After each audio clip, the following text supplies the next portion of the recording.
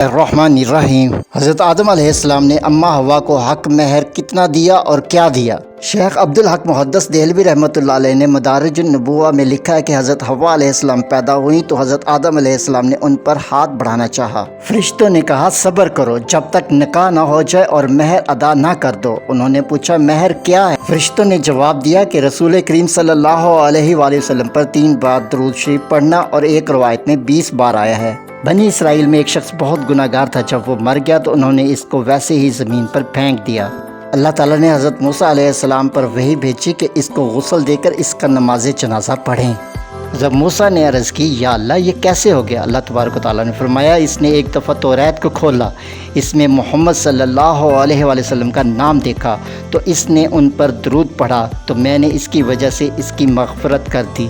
جو بھی حضرت آدم علیہ السلام کی اولاد میں سے ہے وہ نبی اکرم صلی اللہ علیہ وآلہ وسلم پر درود بھیجے۔ حضرت کعب احبار جو توریت کے بہت بڑے عالم تھے، وہ کہتے ہیں کہ اللہ جل شانہ نے حضرت موسیٰ علیہ السلام کے پاس وحی بھیجی کہ اے موسیٰ اگر دنیا میں ایسے لوگ نہ ہوں جو میری حمد و ثنا کرتے رہیں تو آسمان سے ایک قطرہ پانی نہ ٹپکاؤں اور زمین سے ایک دانہ بھی نہ اگاؤں۔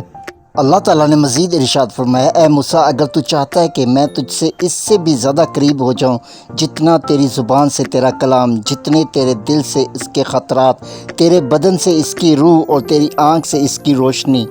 حضرت موسیٰ علیہ السلام نے عرض کیا یا اللہ ضرور بتائیں۔ ارشاد ہوا کہ رسول اللہ صلی اللہ علیہ وآلہ وسلم پر کثرت سے درود پڑھا کرو۔ حضور اقدس صلی اللہ علیہ وآلہ وسلم کا ارشاد ہے کہ جس کے سامنے میرا تذکرہ آئے اس کو چاہیے کہ مجھ پر درود بھیجے، اور جو شخص مجھ پر 1 دفعہ درود بھیجے گا اللہ جل شانہ اس پر 10 دفعہ درود بھیجے گا اور اس کی 10 خطائیں معاف کرے گا اور اس کے 10 درجات بلند کرے گا۔ دین اسلام میں بلا ضرورت چوک چراہوں میں بیٹھنا منع ہے، اور اگر چوک چراہوں میں بیٹھنا ضروری ہو تو حدیث نبوی میں بیٹھنے کے آداب ہیں جن پر عمل کرنا ضروری ہے۔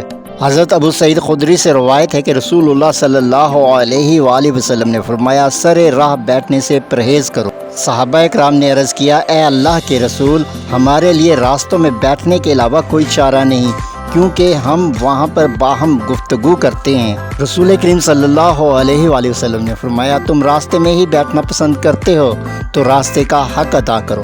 صحابہ نے عرض کیا راستے کا حق کیا ہے؟